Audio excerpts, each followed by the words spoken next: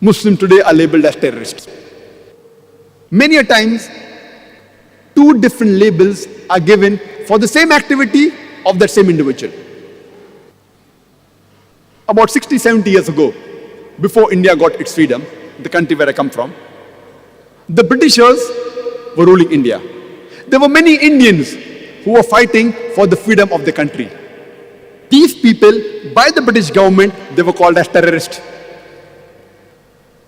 But the common Indians, we call them as freedom fighters, as patriots. Same people, same activity, but two different labels.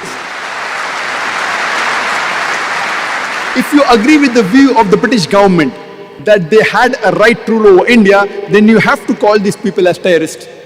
But if you agree with the view of the common Indians that the Britishers came to India to do business, they have no right to rule over us, then you'll have to call these people as patriots, as freedom fighters. Same people, same activity, but two different labels.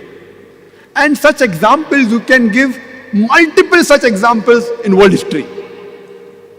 A Dai should know, if there are many examples, which example should he use where, so that he understands. Because Quran says in Surah Al-Imran chapter 3 verse 64, "Ta'alaw ila kalmatin sawa'in bainana bainakum." Come to common terms as us and you. The moment the Indians, when they call Muslim terrorists, and when I give this example, then they understand the picture better.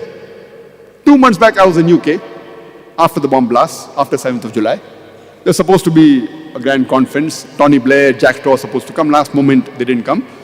But the chief of police was there, the mayor was there. And there also I used example, but my examples were different. I said that in the 18th century, we know of the American Revolution. The Britishers were ruling America. There were many Americans who were fighting for the freedom. In 1776, they got the freedom. And top of the line were Benjamin Franklin, George Washington. They were called as terrorist number 1 by the British government. The person who was terrorist number 1, George Washington, later on, he becomes the president of USA. Imagine, terrorist number 1 becomes the president of USA. And he is an example for all the presidents to follow, including George Bush.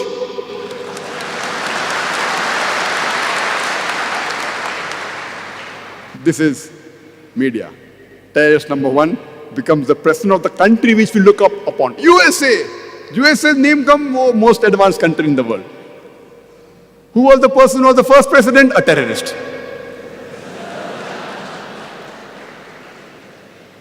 We have the example of Nelson Mandela.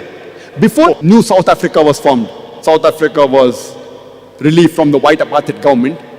Nelson Mandela, by the white apartheid government, he was imprisoned for 25 years in Robben Islands. He was called as terrorist number 1.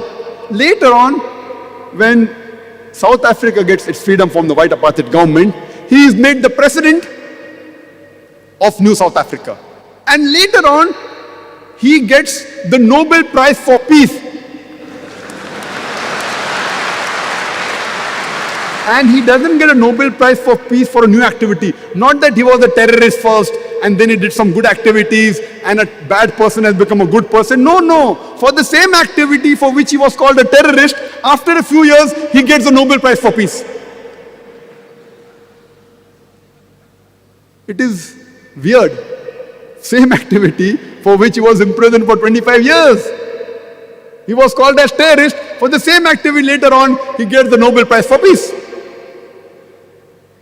So this is how the media can convert day into night, black into white, hero into a villain, and a villain into a hero. In short, whoever is in power, whatever he says, turns out to be the gospel truth. We know when Hitler was invading Europe, many countries were resisting. Even France, they resisted.